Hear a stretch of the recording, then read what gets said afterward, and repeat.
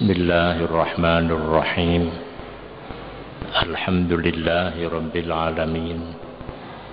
Wassalatu wassalamu ala asrafil anbiya wal mursalin Sayyidina wa syafi'ina wa qurrati a'yunina Muhammadin wa ala alihi wa sahbihi ajma'in. La hawla la quwata illa billahil aliyyil azim. Amma ba'du.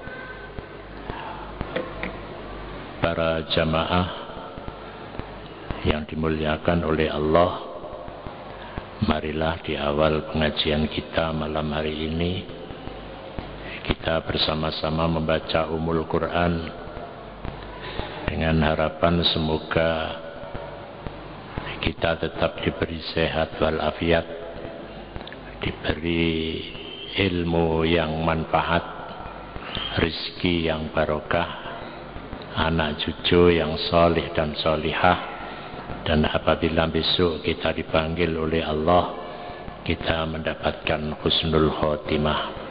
Ala hadhihi niyah wa ala kulli niyatin solihah. Al-Fatihah.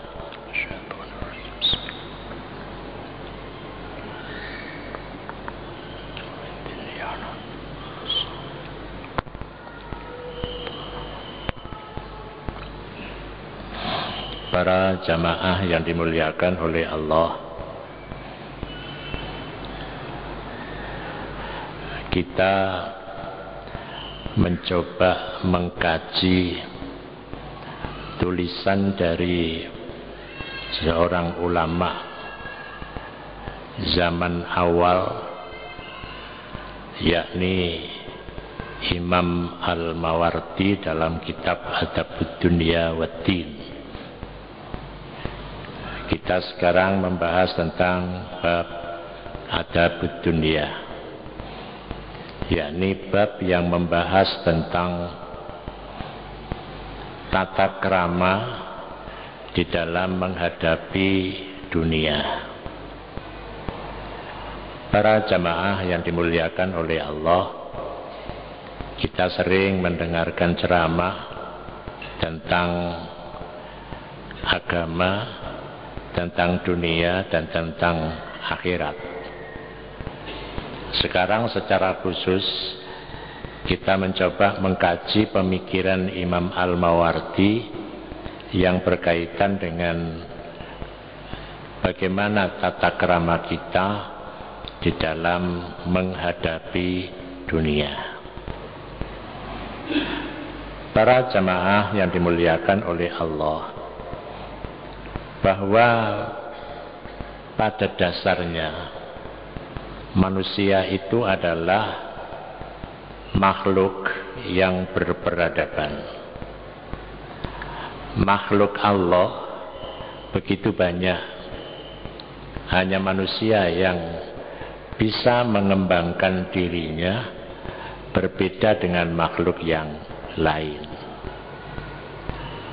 Maka dengan keistimewaan yang dimiliki oleh manusia, di mana mereka adalah makhluk yang berperadaban dan makhluk yang berkebudayaan, maka dia adalah akhirnya diciptakan sebagai makhluk yang hajat terhadap segala sesuatu. Jadi manusia adalah makhluk yang diciptakan oleh Allah yang selalu hajat terhadap segala sesuatu. Sedangkan dirinya tidak memiliki kekuatan sama sekali. Karena apa? Dia memang diciptakan dha'ifa, sebagai makhluk yang lemah. Tapi dia punya keinginan yang begitu besar untuk mencapai sesuatu, sehingga ada kalanya apa yang diinginkan dengan kemampuannya itu tidak berimbang, sehingga terlalu besar keinginannya tapi potensi yang dimiliki terbatas. karena keinginannya begitu besar dan kemampuannya terbatas, ada mereka yang berusaha untuk mengejarnya sesuai dengan keinginan itu. Ada yang mereka hanya mengejar sebagian, menyadari bahwa dia memang tidak mampu, mampunya mengambil yang sebagian itu. Sedangkan sebagian yang lain, mereka sama sekali tidak mengejar terhadap keinginan itu. Dia menjadi seorang yang berhenti di situ.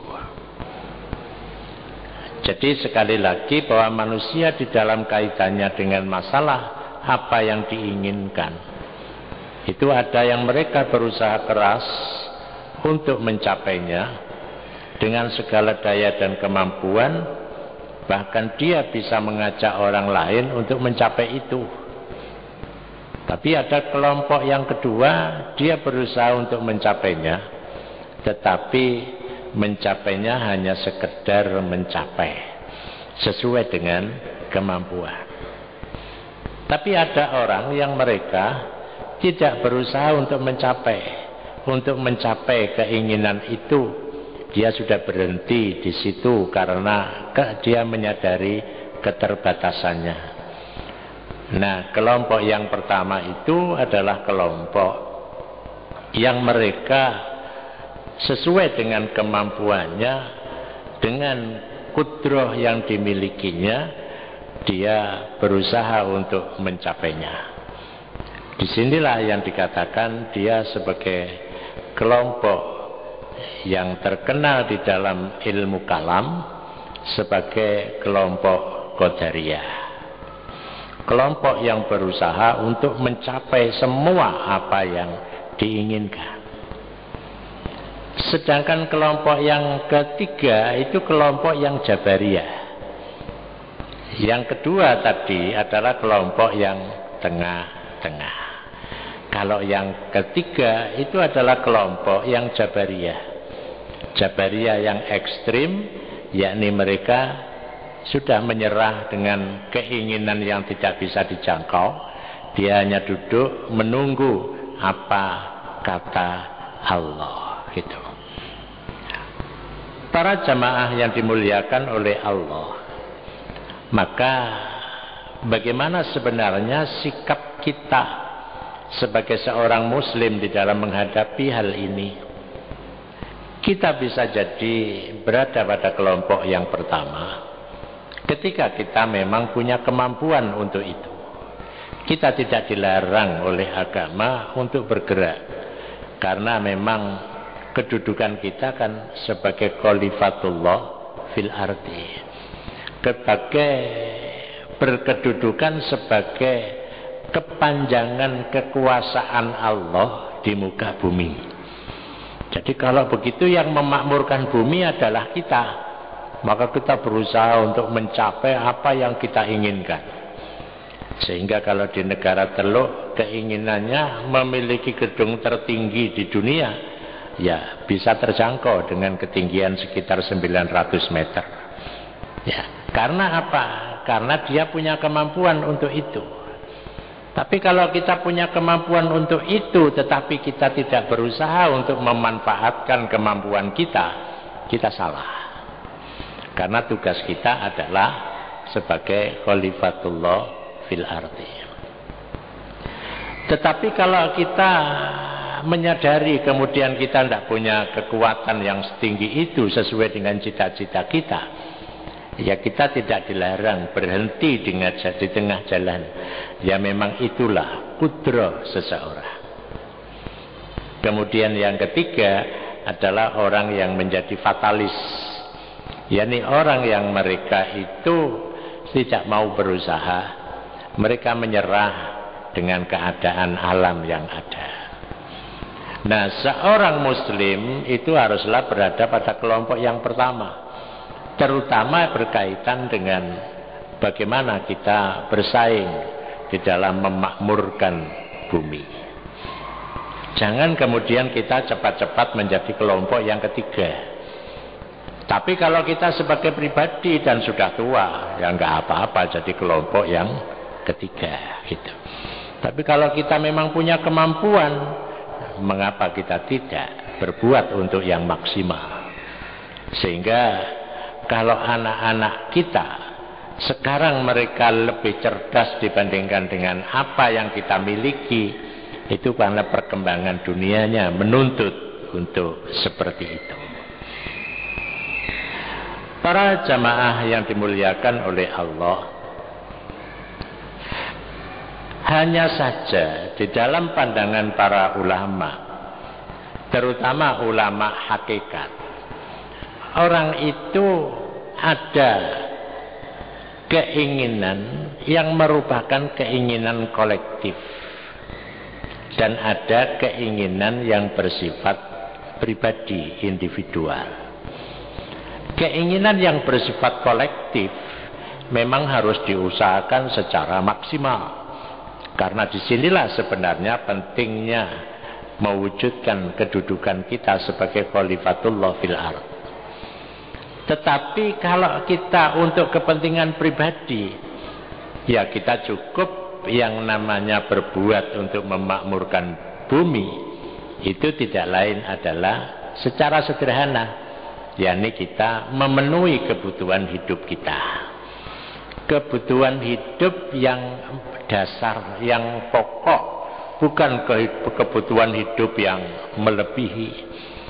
Karena kebutuhan itu, kebutuhan hidup seseorang itu di dalam pandangan Islam itu ada kebutuhan yang doruri, ada kebutuhan yang haji, ada kebutuhan yang tahsini, ada kebutuhan yang takmili. Jadi ada kebutuhan yang pertama adalah yang doruri, kebutuhan yang pokok. Jadi kalau kita berusaha untuk mencapai kebutuhan yang pokok, itu tidak dilarang untuk mencapainya. Kebutuhan pokok itu apa? Kalau menurut konsep kenegaraan kita, bahwa kebutuhan pokok manusia Indonesia itu ialah memiliki papan, ya, kemudian apa? Pangan, ya. Jadi dan sandang. Jadi itu saja yang pokok itu.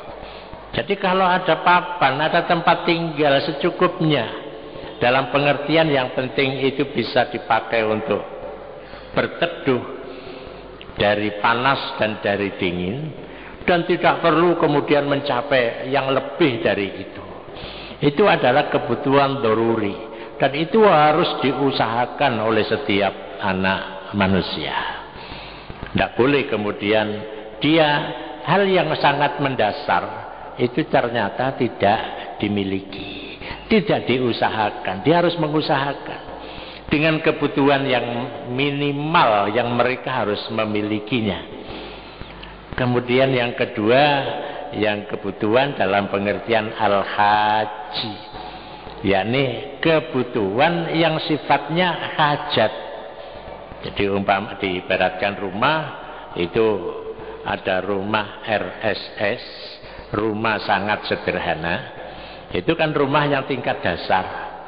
Kalau sudah masuk pada tingkat haji, tingkat yang dibutuhkan, maka ini harus sudah ada pemilahan. Ini ada kamar tamu, ada ruang tamu, ada ruang tidur, kamar tidur, ada kamar mandi, dan ada kamar-kamar. Tapi sifatnya juga sangat dasar. Kalau ini kita ingin mencapainya, boleh. Asalkan memang kita punya kemampuan untuk itu. Nah, kemudian ada kebutuhan yang ketiga yang sifatnya tahsini. Tahsini itu memperindah. Jadi rumah itu sudah diperindah.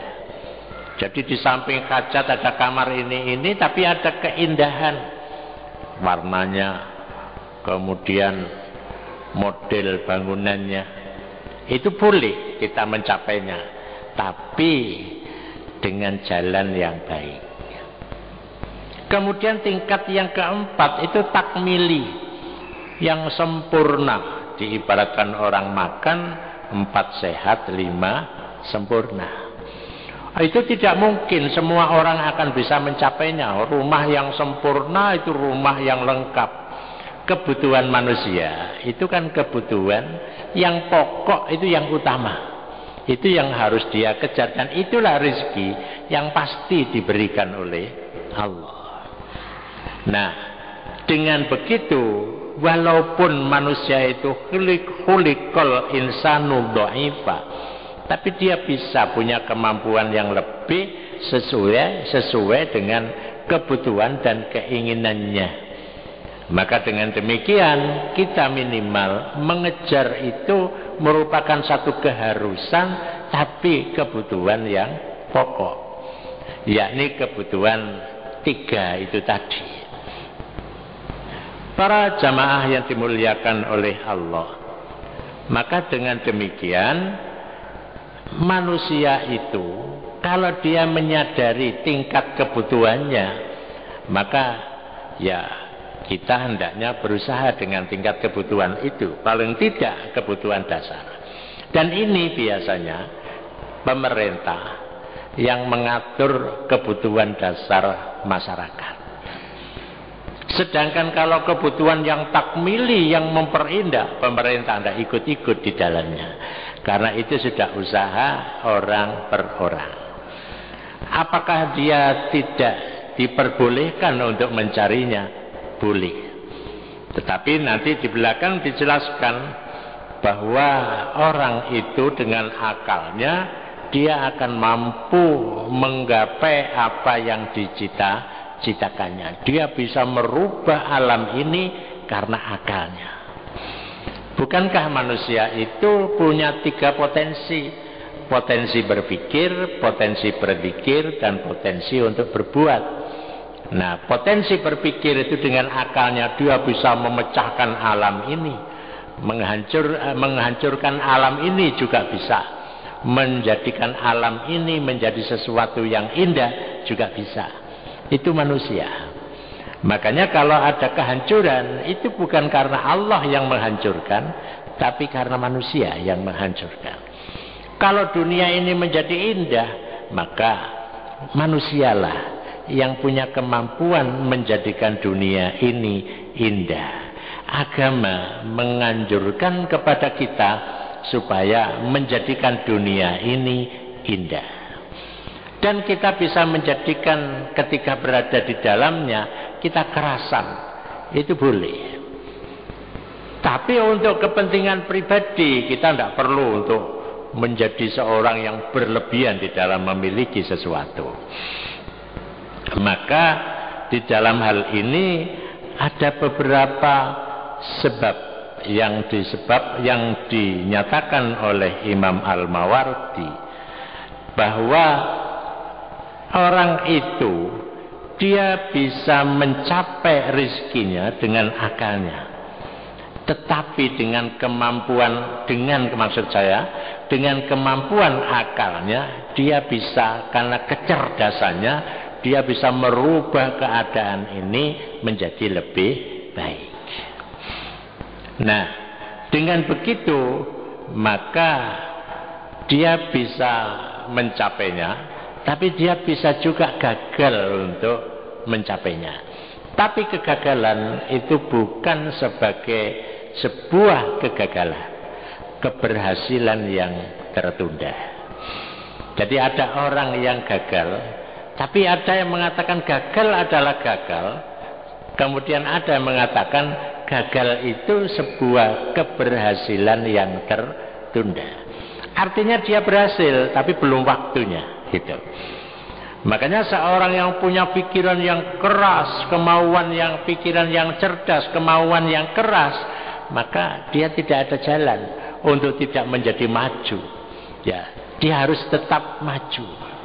Makanya kalau para jamaah membaca bagaimana seorang pemimpin kita yang baru saja meninggal dunia, Gus Dur, ketika dia mendaftarkan sekolah kuliah di Al-Azhar pada waktu itu ditolak.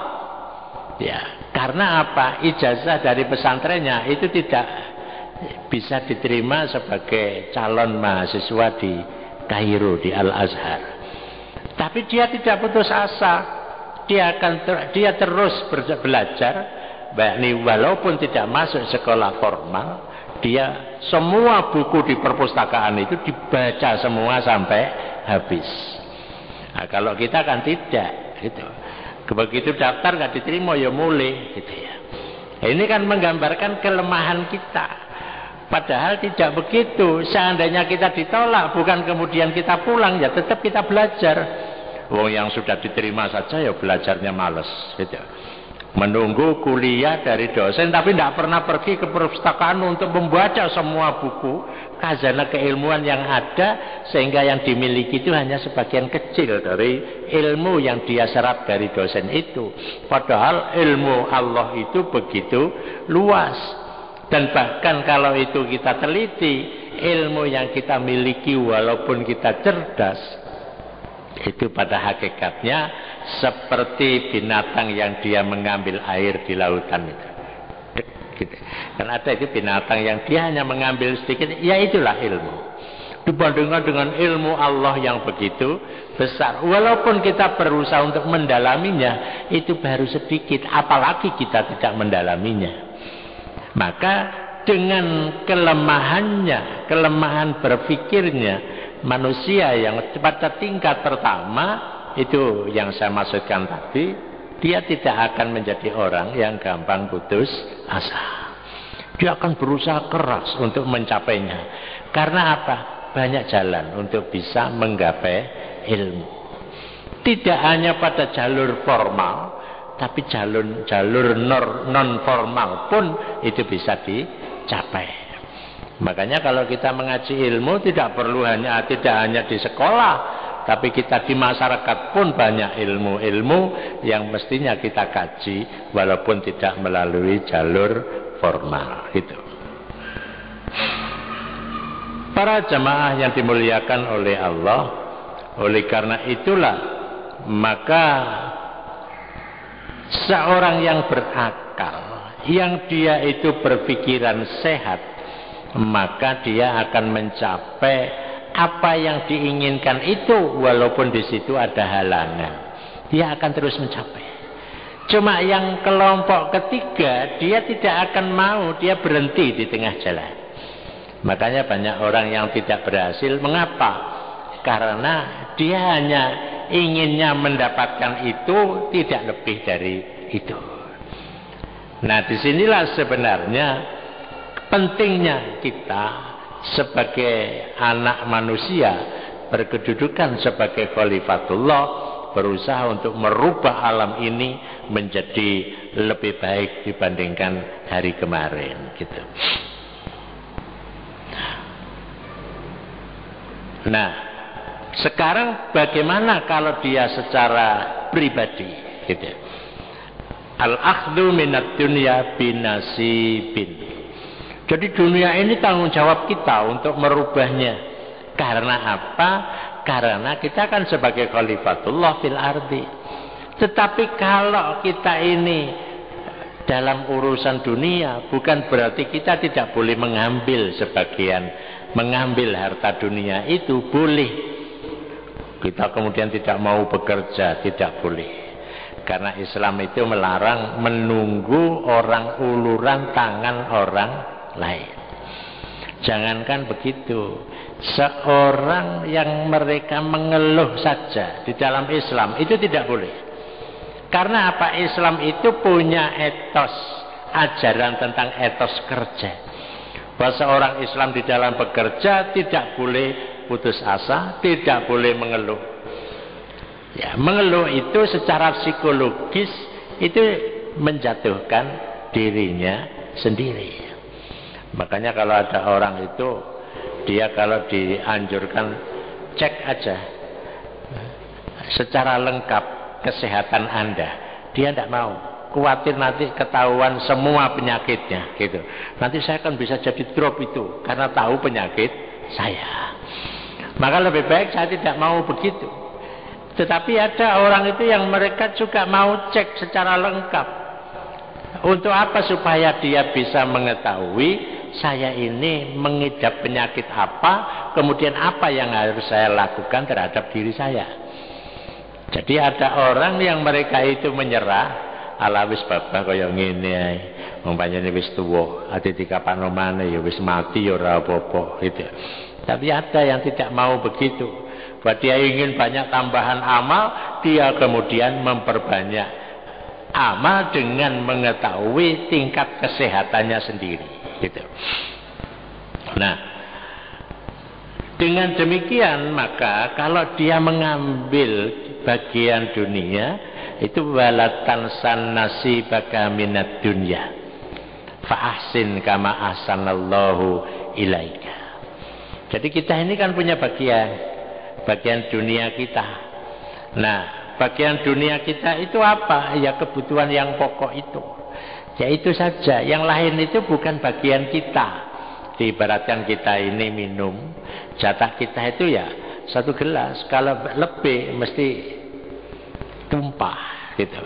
Berarti kalau tumpah itu bagian orang lain. Bagian kita itu hanya yang ada di gelas itu, tidak lebih. Kalau kelebihan mesti tumpah gitu. Jadi kalau begitu, kalau kita makan, ya apa yang kita rasakan, ya itulah yang kita rasakan. Itulah nikmat kita. Kalau di luar itu, bukan nikmat yang kita rasakan, orang lain yang merasakan. Makanya kalau ada rumah begitu indah, yang punya rumah itu yang merasakan hanya tidur saja, tidak lebih. Tapi merasakan keindahan itu orang lain. Gitu. Waduh, bagus rek omahku, iku wong liya. Padahal sing ndek jero omah iku garo lek omahe bagus gitu. Garo ya rone turu ngono tok ndek jero. Karena apa ya bagiannya hanya itu gitu. Padahal dikatakan nikmat itu apa yang dirasakan. Nikmat itu apa yang dirasakan. Kalau itu dirasakan oleh orang lain, ya itu berarti nikmat orang lain. Jadi kalau kita memperindah milik kita tidak apa-apa, tapi akhirnya orang lain yang merasakan. Nah, kalau kita membangun masjid milik bersama dengan indah dan lebih indah dari rumah kita, itulah yang terbaik gitu. Jangan sampai omahe bagus-bagus tapi masjidnya elek gitu. Ya, bangunannya omahe bagus-bagus, lantai 3, dadakno masjidnya lantai 1 gitu. Lah ini kan tenggelam masjidnya gitu. Tenggelam. Nah, padahal ukuran keimanan seseorang itu kalau kita tinjau dari sisi keimanan. Tapi kalau kita tinjau dari sisi kepentingan umat, milik umat itulah yang harus besar, yang harus indah. Kalau milik kita pribadi tidak perlu mengalahkan indahnya milik umat gitu. Jadi milik umat ya harus lebih baik gitu. Artinya itulah nasib bagian kita di dunia ini.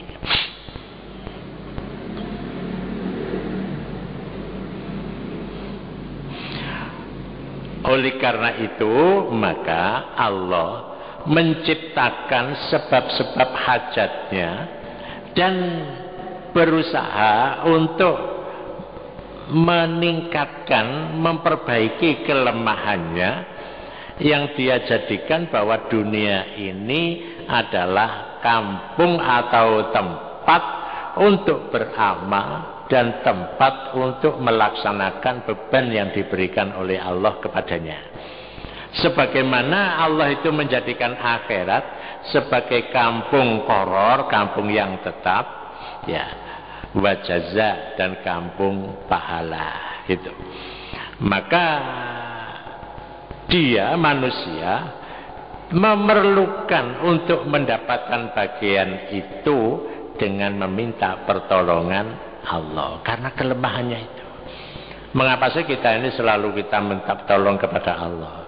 Ya, istilahnya dengan istilah istighotsah itu kan minta tolong. Kita ini kan makhluk yang lemah, tidak bisa berbuat apa-apa kecuali dengan pertolongan Allah. Kita bisa begini ini jangan dikira karena kita. Ini karena pertolongan dari Allah. Kita bisa duduk santai di masjid dengan nikmatnya. Ya, kita bisa tertawa, kita banyak berzikir di masjid. Itu pertolongan Allah. Ya, ada orang mampu mengembangkan sesuatu, itu juga pertolongan Allah. Cuma ada orang yang mereka itu berbuat, dia minta pertolongan Allah. Tapi ada orang yang berbuat, tapi dia merasa dengan kekuatannya sendiri, dia berbuat untuk memperbaiki apa, mewujudkan apa yang diinginkan itu. Ya. Maka kalau itu pendekatan iman, kalau pendekatan iman itu berbeda dengan pendekatan kekuatan yang dimiliki oleh manusia. Ya, kalau pendekatan keimanan kepada Allah, maka ya kita ini sebagai hamba Allah, karena sadar bahwa yang menguasai alam ini adalah Allah, yang menciptakan, mengatur dan memelihara adalah Allah, maka kita harus menyadari keterbatasan kekuatan kita. Keterbatasan kekuatan kita. Maka dengan begitu manusia kalau dalam urusan pribadi, silakan dia mengambil bagian untuk pribadi itu. Tapi kalau untuk kepentingan umat, silahkan kita mengambil yang banyak dan menjadikan yang indah. Hanya saja itu untuk kepentingan umat. Itu perbedaannya. Jadi kalau begitu ya boleh orang itu mengambil untuk kepentingan pribadi dan keluarganya. Tidak usah mikir untuk kepentingan cucunya, tidak perlu. Ya kita dan anak kita. Maka kalau di dalam isyarat Nabi itu, kewajiban kita adalah merawat anak kita. Tidak boleh kita merawat cucu kita, apalagi cicit kita, gitu. Oh, itu kadoan mikiri, gitu. Cucu kita biar dirawat oleh anak kita. Kita tidak boleh kemudian mikir iki kudu anak putu iki dudu siap no dunya, ojo nganti melarat ora apa-apa. Tapi kalau berlebihan itu tidak boleh, gitu. Maka dengan demikian, kalau Allah menyebutkan fa iza faraghta fansab, apabila engkau selesai menunaikan sesuatu, fansab, bergerak lagi. Ya. Wa ila rabbika farghab, dengan kepada Tuhanmu engkau harus mendekatkan diri, berharap kepada Allah. Jadi itu pendekatan iman. Tapi bagi orang yang tidak punya iman, dia itu hanya berpikir untuk kepentingan dirinya sendiri tanpa pertolongan dari Allah. Gitu. Maka qala ahlut ta'wil fa idza faragta min umuri dunyaka fansab fi ibadati rabbika wa laysa hadzal qaul minhu targhiban li nabiyhi sallallahu alaihi wasallam fiha.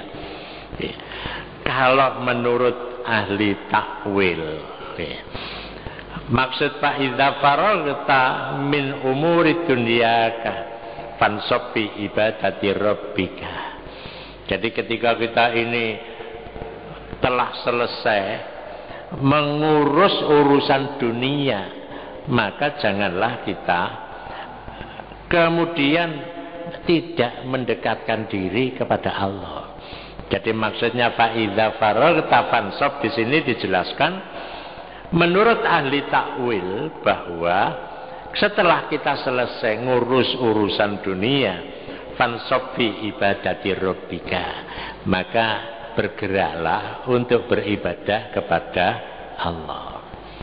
Jadi kalau begitu, bukan fansab itu lek wis mari urusan iki ganti urusan maneh. Wong kita ini tidak, urusan siji durung mari muncul urusan baru. Pancene kita ini kan wong sing senengane karena hajatnya banyak, urusannya terlalu banyak, sehingga biasanya dunianya diurusi, akhiratnya dilupakan, gitu. Maka dengan demikian fansab fi ibadati rabbik, ya. Tapi dalam pengertian yang lain, fa idza faragta fansab, kalau apabila engkau selesai berbuat, maka fansab, ya, bergerak lagilah Anda, gitu. Jangan kemudian berhenti, tidak. Orang hidup tidak boleh berhenti. Orang pensiun bukan berarti berhenti, tidak. Orang PHK bukan berarti berhenti. Tidak. Karena orang Islam itu tidak punya kemudian punya pikiran lek gak nyambut gawe ndek kono orang nyambut gawe. Itu tidak bisa. Dia harus selalu bergerak dan bergerak. Karena apa? Dia punya tanggung jawab untuk memakmurkan bumi ini.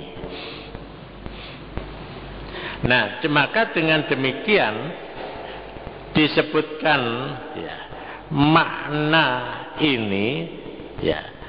Wa ala hadzal makna qala sallallahu alaihi wasallam laisa khairukum man tarakat dunya lil akhirah walal akhirata lid dunya. Tidak termasuk orang yang baik apabila dia meninggalkan dunia hanya untuk akhirat. Dan dia untuk mengejar akhirat ya dengan, jadi maksud saya begini, orang yang baik itu adalah orang ya, tidak termasuk orang yang baik apabila ada orang meninggalkan dunia untuk akhirat. Kemudian sebaliknya, dia tidak termasuk orang yang baik kalau mengejar akhirat hanya untuk mencapai dunia. Maka walakin khairukum man akhadha min hadhihi wa hadhihi.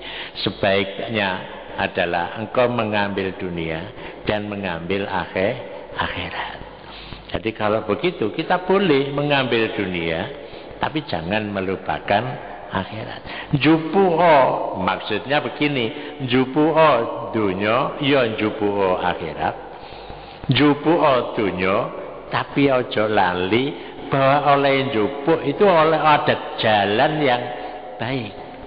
Jadi tidak angger setiap waktu pokoknya jupuk tanpa memperhatikan batas-batas tertentu, tidak boleh gitu.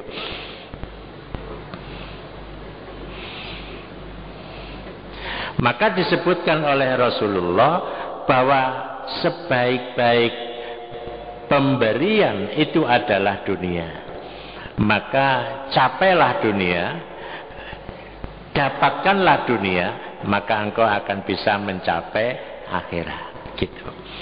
Jadi satu ketika ada seorang yang datang kepada Sayyidina Ali bin Abi Thalib yang dia itu mencela dunia, maka dia memberikan jawaban, ad-dunya daru sidqin liman saddaqaha wa daru najatin liman fahima anha wa daru ghinan liman tazawwada minha.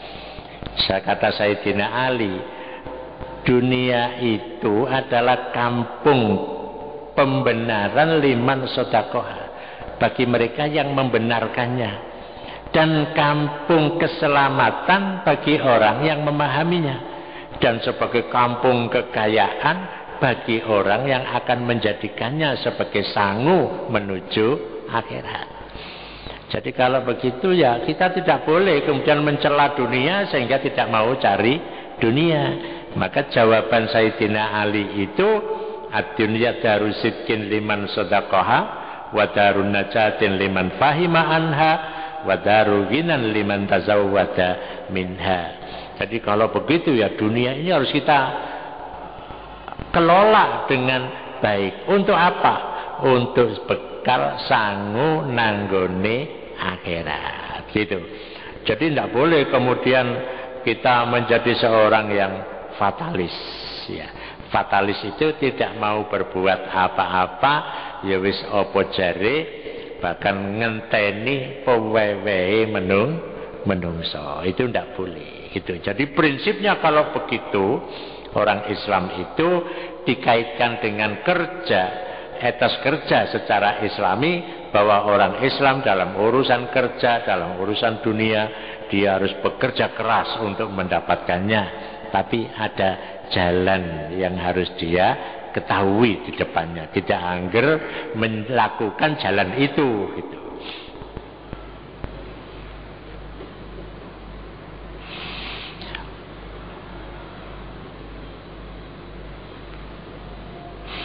Maka satu ketika Muqatil meriwayatkan bahwa Nabi Ibrahim Khalilullah itu mengatakan, ya Rabbi kata mata ataraddadu fi talabid dunya, sampai kapan kula niki mider-mider golek dunya, kapan kula niki mubeng marine, sampai kapan kula niki mubeng-mubeng mencari dunia. Maka dikatakan amsik an hadza falaisa talabul ma'asi min talabid dunya. Ya, batasilah bahwa mencari penghidupan itu tidak termasuk bagian talabid dunya. Jadi kalau begitu ya memenuhi kebutuhan kita yang pokok, yang dasar itu menjadi kewajiban. Tapi kalau golek dunia, ya golek yang berlebihan, itulah dikatakan mencari dunia. Kalau kebutuhan kita sehari-hari, ya kebutuhan kita yang pokok untuk pendidikan anak-anak kita, ya sudah, itu termasuk thalabul ma'asi. Ya.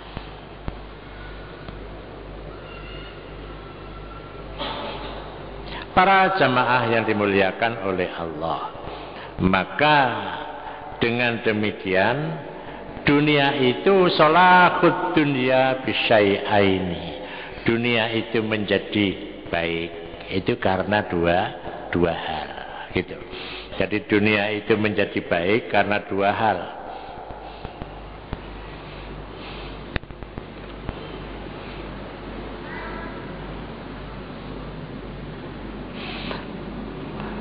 Ketahuilah dalam pandangan Al-Mawardi bahwa kebaikan dunia itu ada dua hal. Yaitu yang pertama, kita harus bisa mengatur urusan dunia itu dengan baik. Jadi harus ada manajemen dunia. Nah, kalau kita menggunakan istilah modern itu harus ada manajemen, mengatur, mengelola, dan mengelolanya harus baik. Maka dengan demikian dunia itu akan dikelola dengan baik oleh setiap orang sesuai dengan tingkat kemampuannya sendiri-sendiri. Ya, sesuai dengan tingkat kemampuannya sendiri-sendiri. Ya, akhirnya kan manusia itu kalau kita perhatikan, mereka itu seperti berjalan sesuai dengan kemampuannya sendiri. Ya wis iki ana sing bagiane dadi genteng, ana sing bagiane dadi reng, ana sing bagian dadi usuk, ana sing bagian dadi pilar cagak, ana sing bagian dadi pondasi, ana bagiane lawang, ana cendela, ana kusen. Akhirnya manusia itu seperti itu gitu. Ya, ini memang diciptakan oleh Allah atau memang itu manusia sendiri. Kalau saya memperhatikan ya ini memang diatur oleh Allah. Jadi manusia walaupun mubengai, akhirnya dia akan menyesuaikan kedudukannya di mana. Apakah saya jadi atap, jadi genteng, apa jadi kuda-kuda, atau jadi fondasi, atau jadi tekel gitu, atau tidak jadi apa-apa, tidak mungkin gitu. Mesti dia jadi gitu, mesti dia jadi salah satunya. Walaupun itu bagian kecil, mungkin bagian kerikil di anggene halaman rumah, itu mungkin juga begitu. Nah, maka dengan demikian kedua-duanya itu, maksud saya yang pertama adalah itu harus ada pengaturan, dan rupanya pengaturan dunia ini sudah berjalan dengan sebaik-baiknya. Ada yang mereka itu ya bagian ngurusi dunia tok iku ditata karo Gusti Allah. Ana wong niku sing senengane ya dunya, ya golek akhirat. Tapi ya ana wong iku mek golek akhirat tok. Gitu. Ada. Ya kalau sudah begitu seperti orang mencari rizki, orang mencari rizki yang dia itu berusaha keras mencari rizki dengan pikiran dan tenaganya. Tapi ada orang yang mencari rizki itu dia tidak repot, tidak usah repot-repot, tapi rizkinya teko dewi gitu. Makanya kalau dalam bahasa Jawa ono wong golek oleh, ono wong golek tapi ora oleh, ono wong ora golek oleh, ono wong ora golek ya ora oleh. Lah kula sampeyan iki klebu sing ndi kira-kira? Sing golek tapi ora oleh, apa sing ora golek oleh, apa ora golek tapi ya ora ora oleh. Kira-kira kula sampeyan iki ora golek tapi ya ora oleh niku. Niku kelase niku. Utawa nek pancene kita luwih dhuwur, kita tidak pernah mencari tapi kita bisa mendapatkan. Itu yang istimewa. Ya, istimewa itu ndak mencari tapi mendapatkan. Tapi ya tidak semua orang yang seperti itu. Akhirnya kan gak ono yang berbuat sama sekali. Ngenteni oleh tok ya nggak bisa. Itu memang makom seseorang itu berbeda-beda. Para jamaah yang dimuliakan oleh Allah, maka dengan demikian yang terpenting bagi kita di dalam urusan duniawi ini, ya, kita harus bisa menjadikan dunia ini menjadi dunia yang baik. Itu saja. Jangan kita menjadi orang yang menjadikan dunia ini menjadi rusak. Jadi menjadikan dunia ini menjadi indah, menjadikan dunia ini indah, itu menjadi kewajiban bagi kita.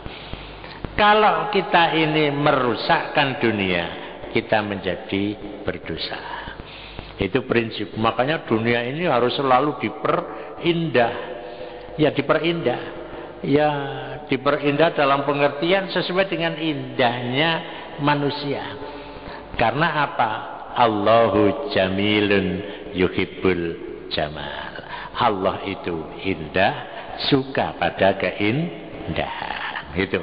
Makanya kalau kita berindah-indah itu boleh. Karena itu disenangi oleh Allah itu. Para jamaah yang dimuliakan oleh Allah, saya kira itu yang dapat saya sampaikan. Semoga ini bisa menjadi tambahan wawasan kita yang berkaitan dengan posisi diri kita dan berkaitan dengan dunia kita. Al-Fatihah.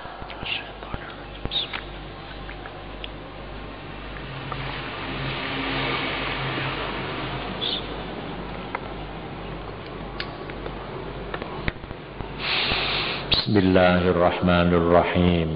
Alhamdulillahi Rabbil Alamin. Allahumma salli wa sallim ala Sayyidina Muhammadin wa ala alihi wa sahbihi ajma'in. Allahumma arzuqna fahman nabiyyin wa khibdal mursalin wa ilhamal malaikatil muqarrabina birahmatika ya arhamar rahimin. Allahumma arzuqna fahman nabiyyin wa khibdal mursalin wa ilhamal malaikatil muqarrabina birahmatika ya arhamar rahimin. Allahumma arzuqna hubbaka wa hubba man yuhibbuka wa hubba ma yuqarribuna ila hubbika waj'al hubbaka ahabba ilaina minal ma'il barid. Allahumma rabbana atina fid dunya hasanah wa fil akhirati hasanah wa qina adzaban nar.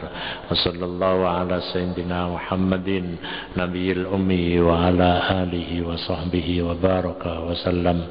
Walhamdulillahi rabbil alamin. Assalamualaikum warahmatullahi wabarakatuh.